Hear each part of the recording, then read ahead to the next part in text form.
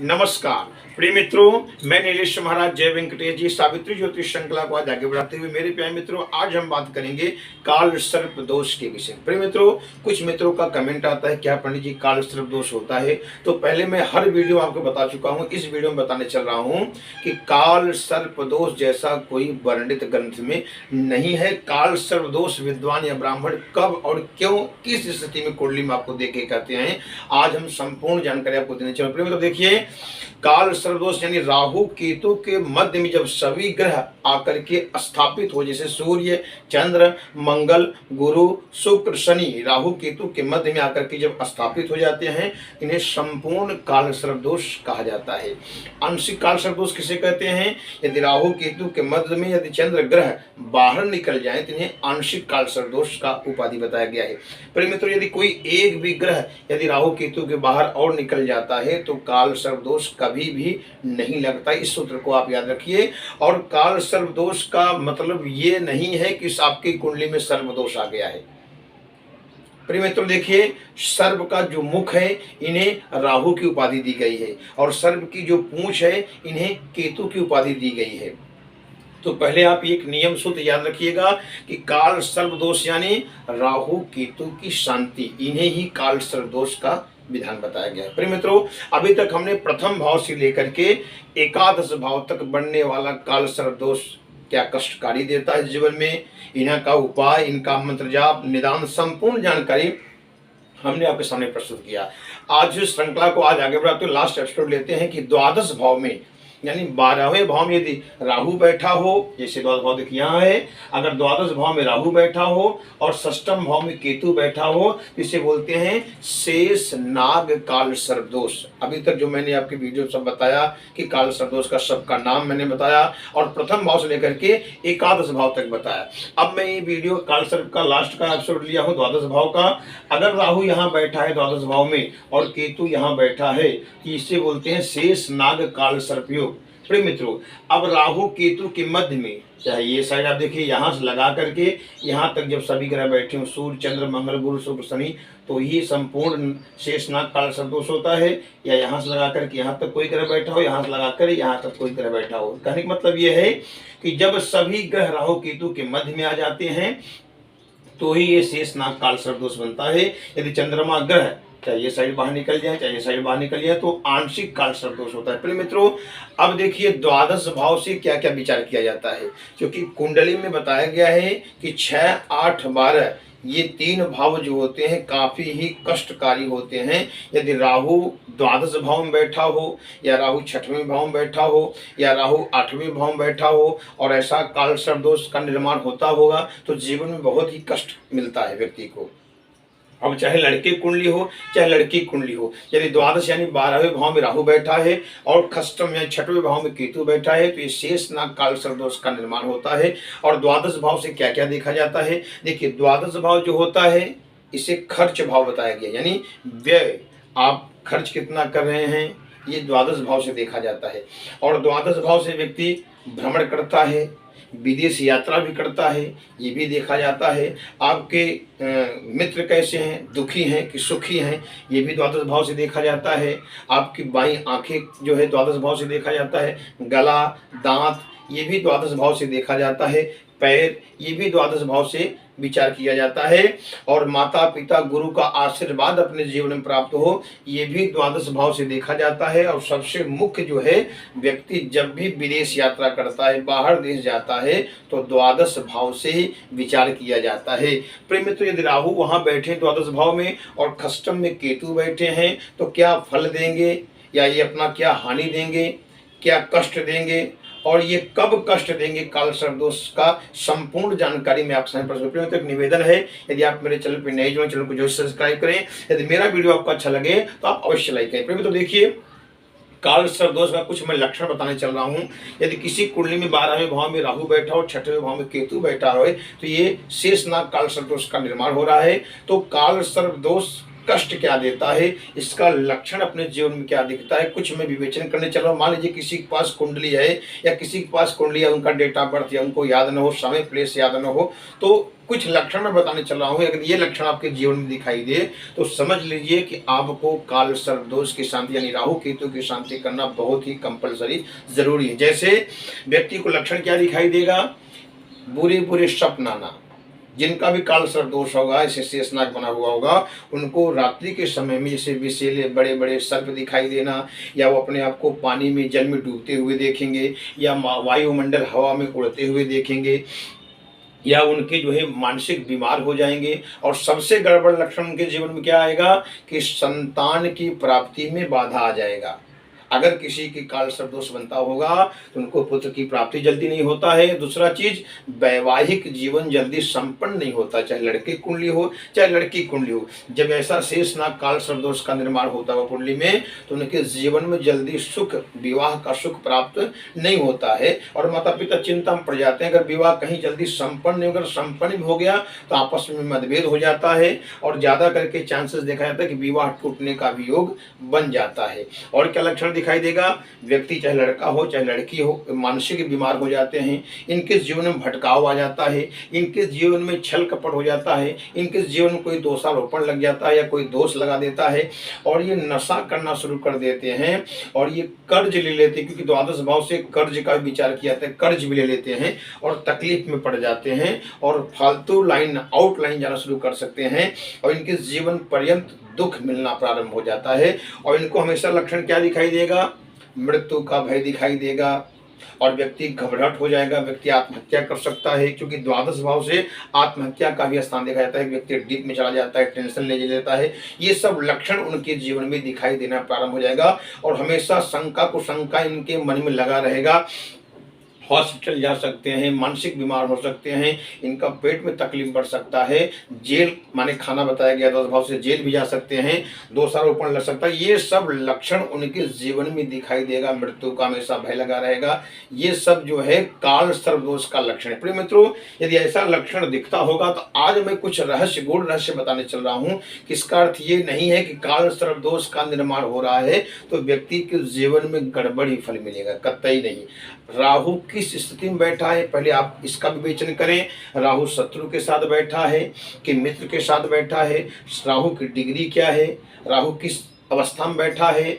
अगर राहु वहां अच्छी स्थिति में होगा, अपने मित्र राशि के साथ होगा, तो व्यक्ति को 0 से हीरो अवश्य बनाएगा। क्योंकि आज मैं जो गुण रहस्य बताने चल रहा हूं, अगर द्वादश भाव में सिर्फ राहु की दृष्टि पड़ जाए, यदि वहां राहु अच्छी स्थिति में बैठ जाए तो व्यक्ति अवश्य विदेश जाता है और वहां सेटलमेंट हो जाता है और वहीं हमेशा रहता है। धंधा, व्यवसाय, कार्य क्षेत्र बहुत ग्रोथ करता है जीवन में, क्योंकि राहु एक ऐसा ग्रह है, व्यक्ति को अगर द्वादश भाव में बैठा हो, शुक्र कहीं वही स्थिति में राहु शुक्र एक साथ बैठे हो, तो व्यक्ति अवश्य ग्रोथ करता है और विदेश की यात्रा करता है और जन्म स्थान से दूर जाता है और उच्च पद को प्राप्त करता है। प्रिय मित्रों, संपूर्ण जानकारी मैं आपसे प्रस्तुत करने चला। देखिए यहाँ मैं लग्न चार्ट एक बनाया हूँ, पहले आप समझ लीजिए।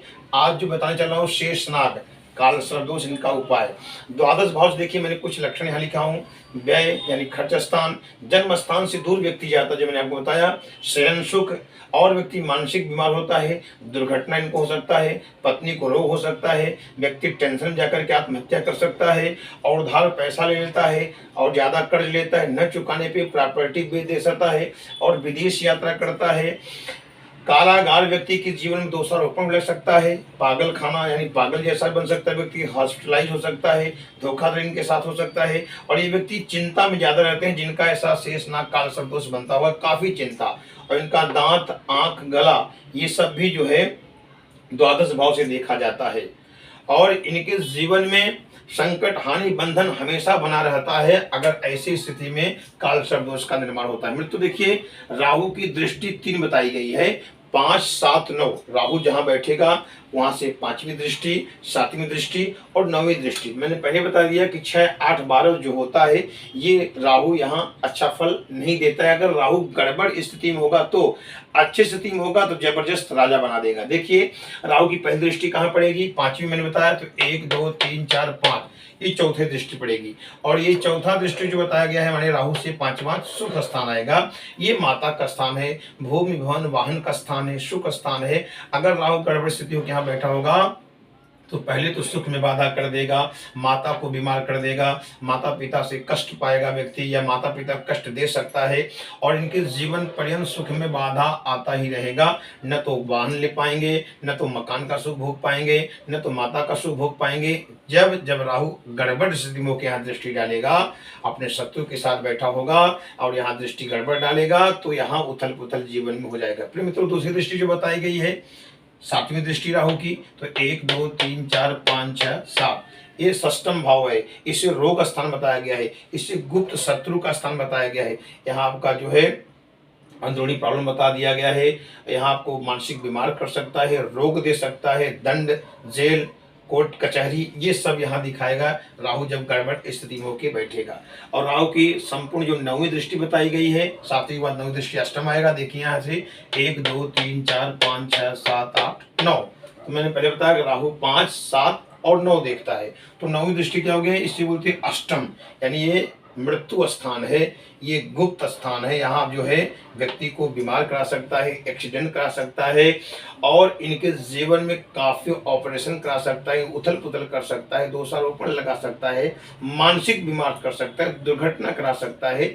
ये सब राहु गड़बड़ स्थिति में होगा तब ऐसा फल देगा। प्रिय मित्रों, अगर मान लीजिए राहु यहाँ अच्छी स्थिति में होगा तो क्या फल देगा, आप अपनी कुंडली दे सकते हैं। कुछ मैं नियम बताने चल रहा हूँ, आप अपनी कुंडली देखिए। अगर यहाँ 2 अंक लिखा हो, 3 अंक लिखा हो, 6 अंक लिखा हो, 7 अंक हो, 10 अंक हो और 11 अंक हो, यहाँ जबरदस्त राहु आपको फल देगा। क्योंकि देखिए 2 हो गया वृषभ, 3 हो गया मिथुन, 6 हो गया कन्या, 7 हो गया तुला, 10 हो गया मकर, 11 हो गया कुंभ। अगर माने वृषभ, मिथुन, कन्या, तुला, मकर, कुंभ, इस अंक में कोई भी एक अंक हो और राहु यहाँ बैठा होगा तो जबरदस्त व्यक्ति ग्रोथ करेगा, उच्च पद को प्राप्त। कैसे, आपको मैं गाइड बताने चल रहा हूँ। अगर 2 अंक लिखा होगा तो इसके स्वामी हो गए वृषभ और वृषभ के स्वामी हो गए शुक्र, और राहु शुक्र की आपस में काफी ही मित्रता है।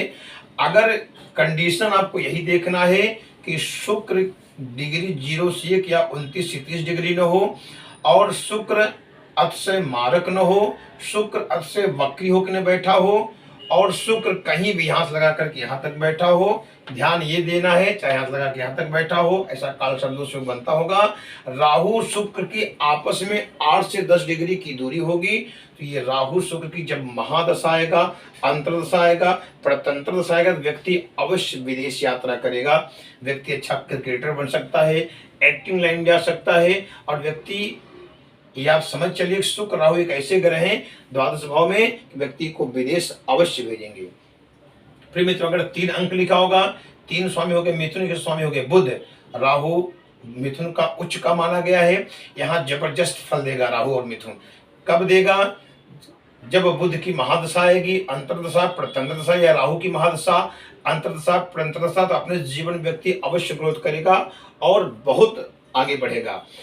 कंडीशन यही देखना है कि बुध और राहु की आपस में 8 से 10 डिग्री की दूरी हो, और बुध कहीं से वक्री होकर बैठा हो, से मारक होकर बैठा हो, और ये राहु और बुध की जब दशा आएगी तो जबरदस्त व्यक्ति ग्रोथ करेगा। 6 अंक लिखे स्वामी बुध हो गए, यहाँ अच्छा फल मिलेगा। तुला, इसके स्वामी हो गए शुक्र, मैंने पहले बताया कि शुक्र अच्छा फल देंगे।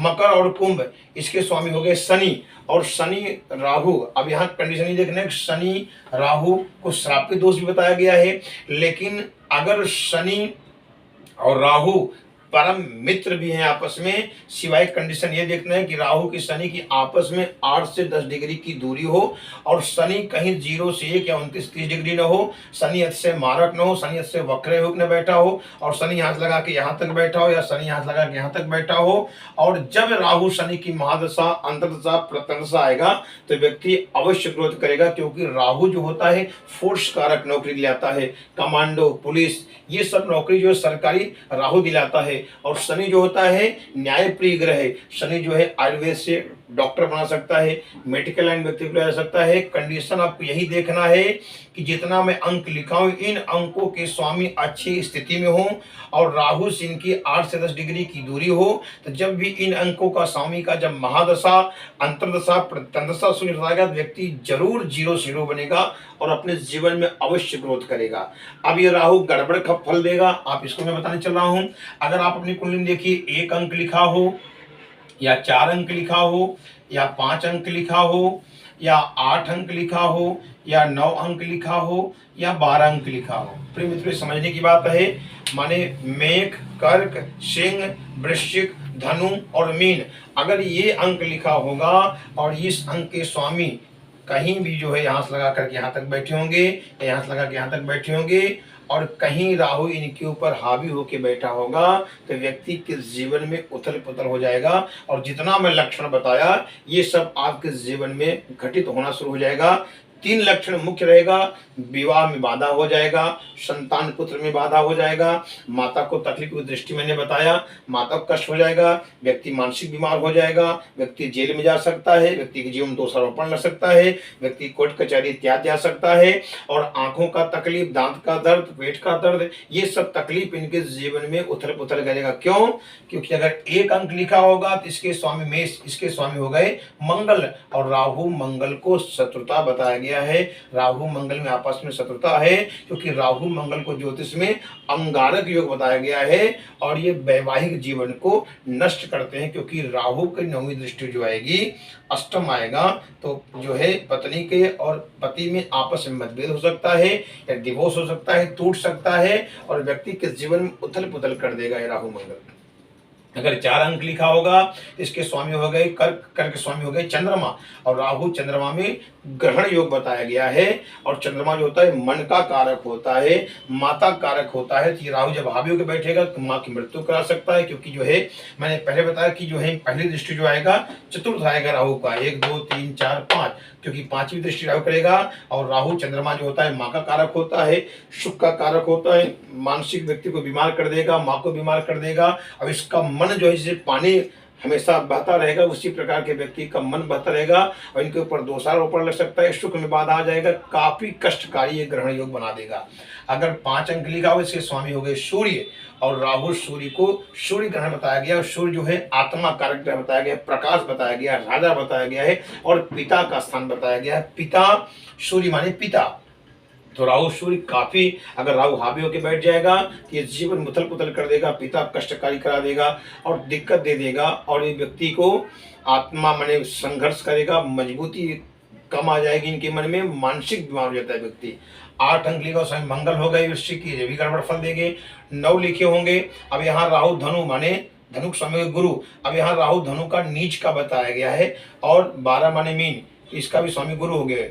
अब यहाँ समझने की बात यह है, गुरु राहु यदि एक साथ बैठते हैं या राहु कहीं यहाँ बैठा हो, राहु गुरु जो यहाँ से लगा के यहाँ तक बैठा हो या यहाँ से लगा के यहाँ तक बैठा हो, अगर कहीं राहु गुरु पे हावी होकर बैठा होगा, कहीं गुरु की डिग्री 0 से 29 डिग्री होगा और गुरु कहीं से मारक होकर बैठा होगा, राहु हावी होगा, तो इनके जीवन में काफी उथल पुथल होगा और इनको बोलते हैं गुरु चंडाल योग। ऐसे व्यक्तियों से आपको सावधान रहना। किसी कुंडली में यदि राहु गुरु एक साथ बैठा हो, ऐसा काल संयोग बना रहा होगा शेषनाग, तो ऐसे व्यक्ति आपके साथ छल कपट कर सकते हैं, दोषारोपण दे सकते हैं और आपके फैमिली परिवार के ऊपर बुरी नजर रख सकते हैं। प्रिय मित्रों, अगर मान लीजिए ये जो मैंने अंक बताया 1 4 5 8 9 12, माने ये अशुभ होकर के राहु यहाँ इनके साथ ऐसा स्थिति करता होगा, तो व्यक्ति के जीवन जो उथल पुथल होगा, तो यहाँ घबराने की बात नहीं है। व्यक्ति को करना क्या है, चाहे लड़के कुंडली हो चाहे लड़की कुंडली, तो आप इसे नोट डाउन कर लीजिए।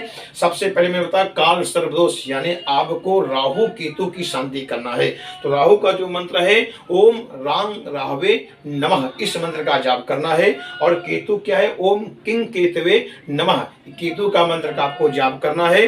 और दूसरा चीज लिखा गया है कर्पूर गौरम करुणावतारम संसार सारम भुजगेंद्रहारम। सर्प कहाँ रहता है? शिव जी के गले में रहता है। इसलिए आपको क्या करना है? महामृत्युंजय मंत्र 1.25 लाख जप अपने लिए जरूर कराएं। जब ऐसा शेषनाग काल सर्प योग बनता होगा और जीवन में 3 लक्षण आपको दिखाई दे कि विवाह में प्रॉब्लम चल रहा है, या विवाह हो गया है तो संतान की प्राप्ति नहीं हो रहा है, या व्यक्ति मानसिक बीमार हो गया है, या व्यक्ति के मन में आ रहा है उथल पुथल में आत्महत्या कर लूं, उनके ऊपर बहुत बड़ा दोषारोपण या कोर्ट कचहरी इत्यादि ऐसा लक्षण दिखाई देगा और उनको हमेशा मृत्यु का भय लगा रहेगा, तो व्यक्ति को अवश्य जो है महामृत्युंजय मंत्र का 1.25 लाख जाप अपने लिए अवश्य कराएं और राहु का कुछ दान करें, जैसे कंबल दान हो गया, वस्त्र दान हो गया, किसी गरीब को भोजन कराएं। ये सब भी करेंगे तो जबरदस्त आपको लाभ प्राप्त जरूर होगा। प्रिय मित्रों, वीडियो आपको अच्छा लगा इसे लाइक करें, सब्सक्राइब करें। अगले एपिसोड फिर मिलते हैं। नमस्कार।